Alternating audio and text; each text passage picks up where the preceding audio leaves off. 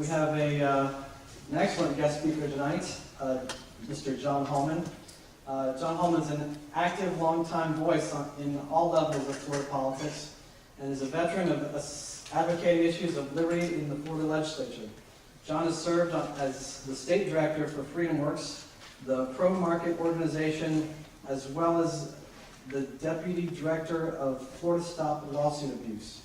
While in Tallahassee, John has represented such groups as Florida Taxpayers Union, Cut Property Taxes Now, and the Florida Campaign for Liberty. John teaches activist training schools and is a frequent guest on radio talk shows and has written numerous articles promoting the cause of individual liberty. John Hallman.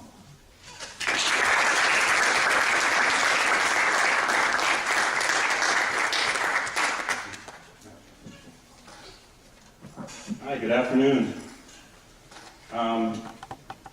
Just to start out, I'm going to not take up a lot of your time. You have some elections here and some bylaws to go over. So I just want to kind of give you some background on what's going on. And we talk a lot about what's going on in Washington, D.C., but state legislature in Tallahassee are passing laws every year that affect your individual liberty and your freedoms. And it's always been said that states can act as laboratories of freedom. So really the front line against an overreaching federal government is our state and our state legislature. So I really felt it was important. That's why I decided years ago to use my activism in Tallahassee because I used to go up there before I became a registered lobbyist, and I was just amazed at what goes on up there. It's amazing. You've always heard the lobbyists, run the show and lobbyist influence, and it's amazing. They really do. And so what I realized was that lobbying is guaranteed in the Constitution. So we can say, get rid of all the lobbyists and they're destroying the country, but we're not going to get rid of them because it's in the First Amendment, your right to address the government for grievances. So it's not going to go away. So what I felt is I'll always go up there and spend my time in the session, speak at committee meetings, and talk about the principles of individual liberty. And it's something that we really need to define. I think we need to have this discussion that's not only in the state, but the nation about individual liberty. What is it? And it's, to me, it's the freedom to live my life and make my own decisions, to be free from force, which is government, and the only necessary amount of government that's needed is to protect that right. And that's it. That's it, to me. That's to me. So that's where I go up and advocate in Tallahassee. Everybody hears lobbyists and they start booing and hissing. But I just want to be clear that that's what I work for in Tallahassee. Is this, and that means that somebody asked me the other day, what laws when they come out or what bills will you oppose? And I said I started out opposing every one of them until they can prove to me that our individual liberty is protected. And I also, I'm a big believer in the Constitution. And there again, we have the 10th Amendment in the Constitution that says that the federal government is limited, and obviously Article 1, Section 8 actually lists the limits. And it said that it's limited, that it can only do this, and the rest goes to the state and the people. So I felt like, making sure they understand that there is a 10th Amendment. They don't understand, but they're learning. So anyhow, that's just a little bit of background on why I do it and why I go up there. Also, I just want to, back to individual liberty. This idea that is permeating both parties, this idea is that our only existence on earth is to serve others and self-sacrifice for the good, the collective good of society. And that to me, it's just, if that's true, because if that's true, then government's going to mandate it, and they're going to take away all our freedoms, and we all become slaves.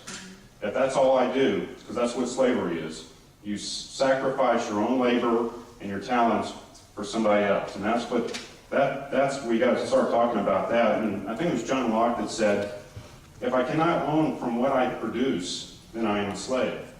And so I think we need to have this discussion. I'm kind of harping on it a little too long here, but we've got to start talking about individual liberty, what it means and what the legitimate role of government is. And I'm having a hard time in Tallahassee convincing them, but I do it. and I'm getting some of them to come around.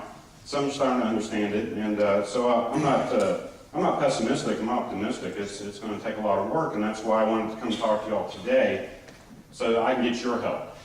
Because I'll be there every day during the session and the early committee weeks, but I need your all's help to make the phone calls and the emails. So I hope you'll take some interest. You may have already in state policy, but so let me talk a little bit about the election results. The House of Representatives in the state is made up of 120 members, and the Senate, Florida Senate, is made up of 40. Now, before the election, the Senate was 28 to 12. 28 Republicans, 12 Democrats, which means they had what's called a supermajority, or two-thirds majority. And I'll talk a minute about why, what that means. And the House was 81 Republicans to 39 Democrats. Again, that two-thirds supermajority.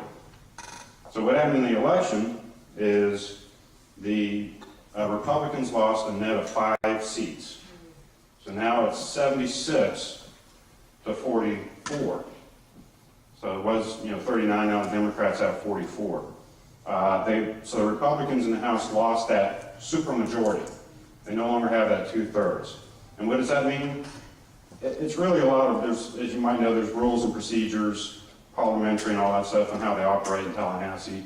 And the two-thirds, it's kind of, a neat thing to have. If you're going for liberty, but some, they don't. But what it does is it allows you to, you can do different things with rules and procedures.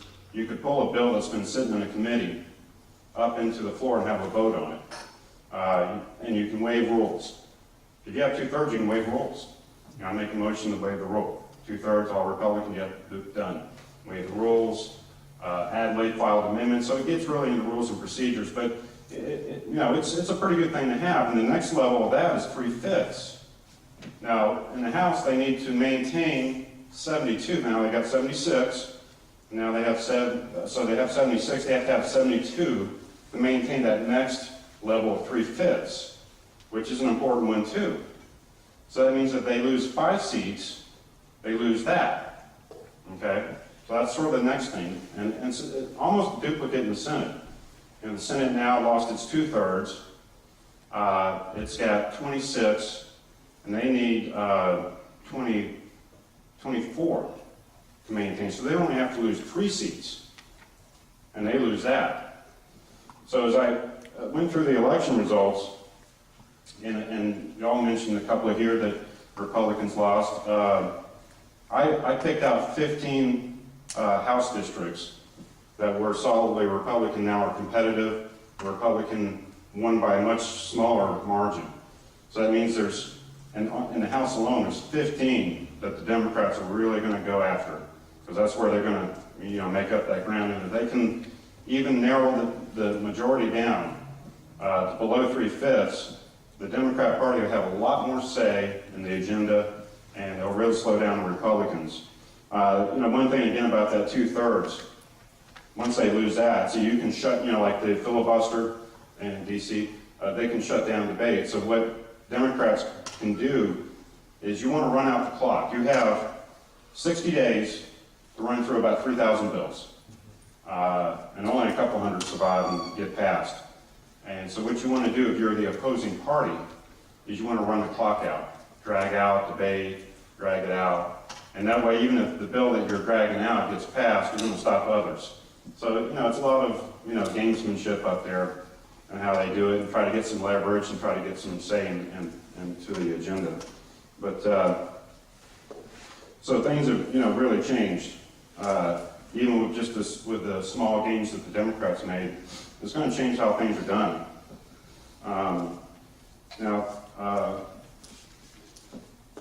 One thing I wanted to say is that I'm very disappointed, and I'm not here to bash the Republican Party. I'm just going to tell you the truth. This is what's happened. Republicans have had a supermajority or a pretty big majority for many years now. They were, for back in the 70s, going way back probably since Reconstruction, Democrats have run Tallahassee.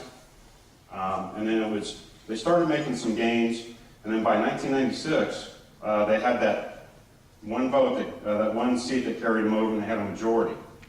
And since then, they've been building on it. But what's happened is they got the power. And this is just, again, I'm not running the Republican Party down, because the Democrats did the same thing. When you have power, power corrupts. Absolute power absolutely corrupts. And so, it's just the truth. What they did is they lost their principles. And this is where y'all come in, is they lost their principles. They did. They voted for things like the Real ID Act and the red light cameras and citizens' government take over our property insurance. They raised taxes. They increased spending under the Jeb Bush years. And I love Jeb Bush on many things, but spending went through the roof. And they've raised taxes. And if you looked at a laundry list of the bills that they've passed over the last several years, you would have thought it was the Democrat Party in charge. But what they did was they wanted to stay in power. And there's another thing that they do, and when you research this, is they basically started to keep power, you have to have money. So they started selling legislation. You could buy a bill, you could buy a law. The great example is Sunrail. CSX, the train company, that had a sweetheart contract with the state, unbelievable sweetheart deal. They donated $500,000 over about a 2 or 3 year period while it was being debated to the Republican Party of Florida. $500,000. Not to mention the hundreds of thousands they gave to the Speaker's Leadership Fund, which is a slush fund for leadership in both parties to collect money, and they use that. So, if somebody gives you $500,000, you've got to pay them back, and so the Republicans went and voted for Sunrail. So, and the lady mentioned Agenda 21. And I was amazed, because I was working on property taxes and I was working on property rights, but the Agenda 21 was being fast and furious during the Charlie Crist years. It was unbelievable when I went back and pulled bills up.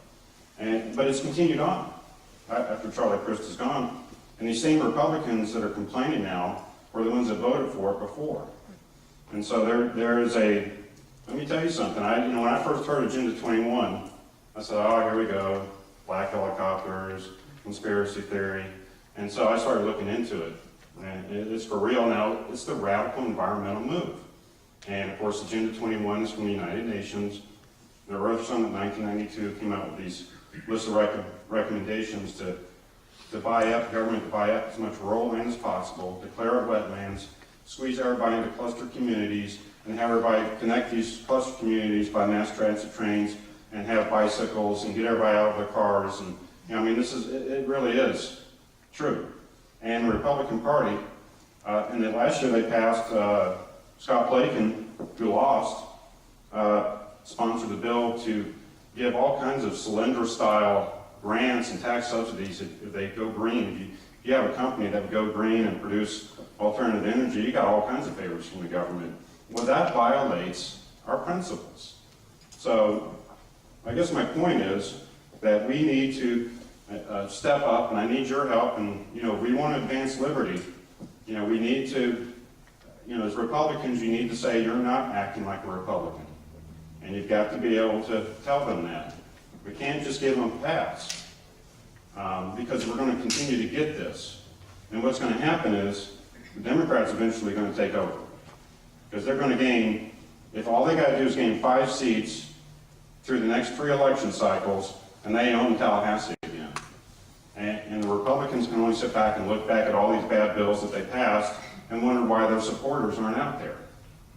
And so, what I would like to see everybody do is hold, we've always heard the expression, hold their feet to the fire, but we really got to.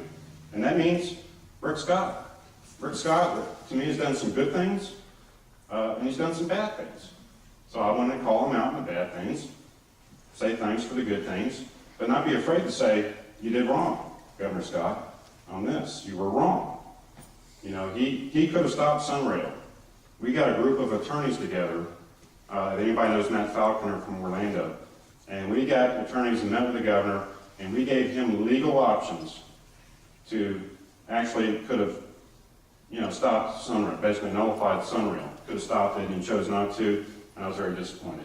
He could have legally done it. He claimed, legal problems, but we had some of the best attorneys look at it and gave him the options. But anyhow, the other thing I wanted to point out, and I'll wrap up and take any questions, is there was 56 legislators that will be sworn in. There's 120 House and there's 40 Senate, so that means there's 160 legislators in Tallahassee.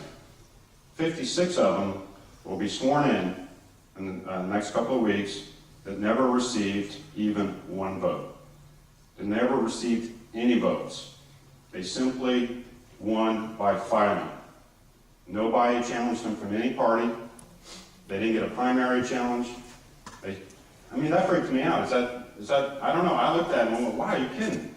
56, over a third, will go into Tallahassee and get their office space and be called senator and representative, never received a vote. Is that a democracy? A republic? That sounds like a banana republic to me, where dictators pick the candidates and we get no say. We don't have a say. And you can't vote for somebody. That doesn't make any sense to me. And the primaries, there was another, I think in the House, 98, between Democrats and Republicans, didn't get a primary challenge. So no primary challenge. 56 of them just going straight from the filing at the supervisor elections and now just sat around and waited so they can be sworn in. And that's not right. So these are things, that y'all can do in the Republican Liberty Caucus, is, you can run primary opponents. There's nothing wrong with that. Challenge the status quo. There's nothing wrong with that. Good competitive race is good. And so that should never happen again. 56 people should never be sworn into office that were handpicked. That's a banana republic, not a constitutional republic. So anyhow, I didn't mean if I offended anybody, and I've been up there for 10 years, so I get a little frustrated. But I wanted to share with you my observations, what I've seen, and then hope that we'll change things and we'll bring back principles of individual liberty. It's going to take getting better candidates up there, and that's where y'all come in. So, yes, sir? I noticed you said, we lost a couple seats in the Senate, a couple seats in the House, and we all know we lost a couple, the Republicans lost nationally a couple seats in the Senate, and I actually don't know how many in the House, because I think they lost a couple in the House. But one of the things that the Liberty movement has celebrated is that we actually gained in the House, gained in the Senate of the U.S. Senate and the U.S. House of the Liberty endorsed candidates. Can you tell us even though we may have lost Republicans, did we get any Liberty House or Senate members elected? Or no, really. There was enough detail. Yeah, I looked at all the races. Most of the incumbents won that were there from the previous have been there. So majority of incumbents won. Because of term limits, there's always some termed out legislators, and those seats open up. But all the incumbents that ran basically won. Again, kind of back to the incumbents win. They don't get challenged. And once they know that they don't have to reach out to voters, who they represent? They don't represent the voter. If they're not listening to the voters, if they don't have a chance of being tossed out, and that's the other thing I don't like. It's rarely. The fact that 5 incumbents lost this is alarming. Should be alarming to the Republican Party. And so, here's the big question. Those 15 seats I mentioned that are up for grabs for Democrats to take away from Republicans, Obama got reelected. So what is the Republican Party going to do? And anytime the Republican Party starts thinking about what they're going to do, it scares me. It really does.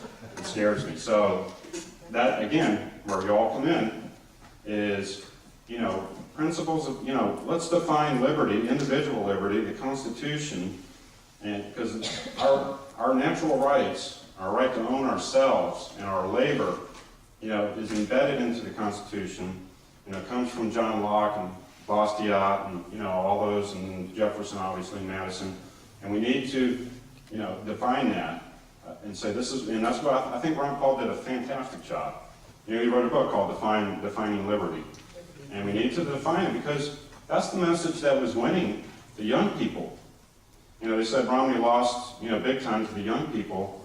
But a friend of mine was actually head of security for Ron Paul, John Beza, who lived somewhat in the area here.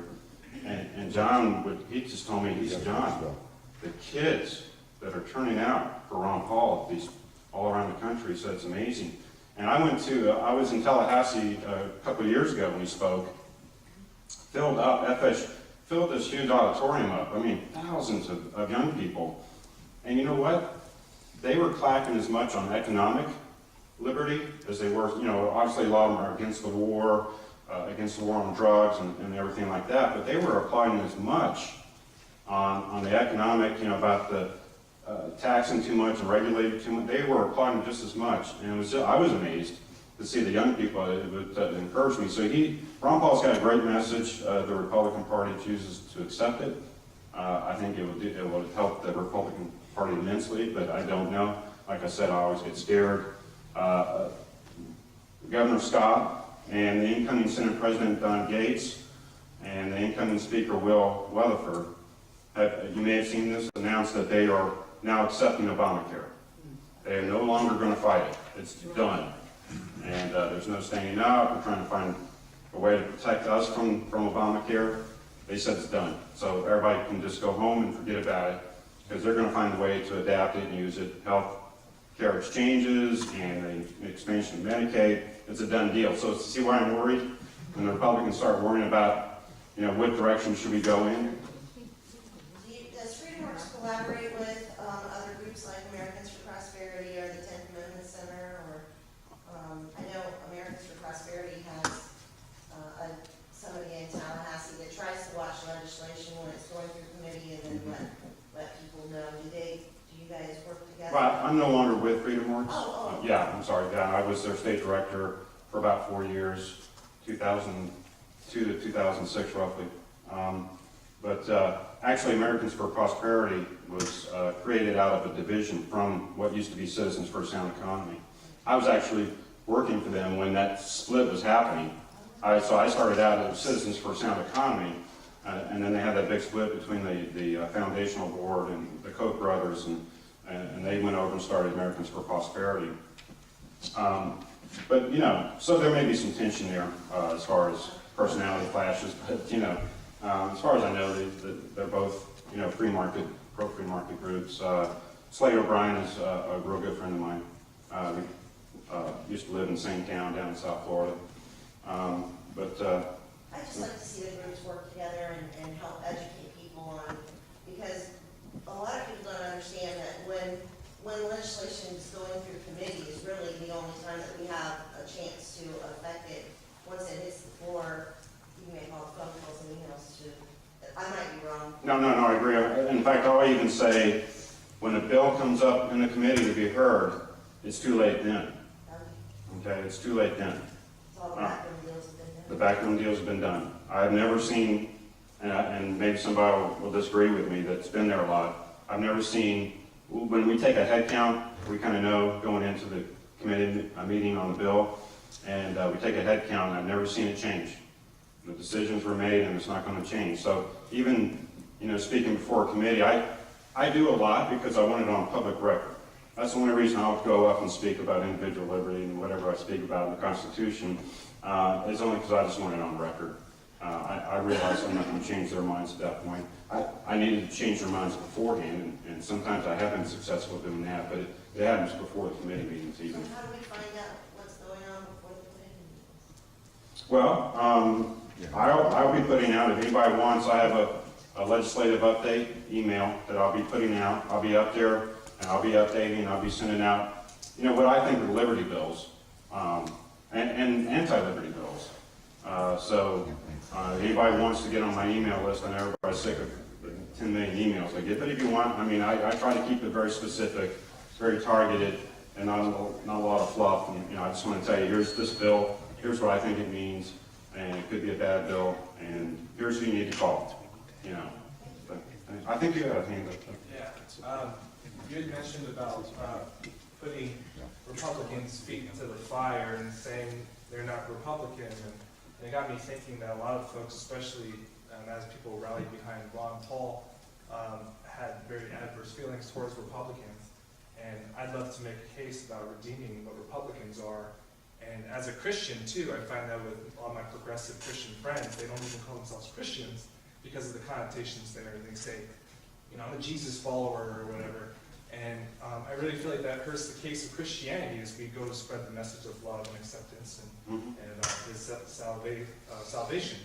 And so as we move forward here and we try to define what Republicans are, I feel like we're going to have difficulty because the libertarian movement has often been, by many folks, maybe Republicans, as extremist because we're focusing so much more on limited government, which is, you know, attacking entitlement programs and whatnot. I find myself struggling with how we articulate it to those Ron Paul folks. I know a lot of you guys are here, which is great.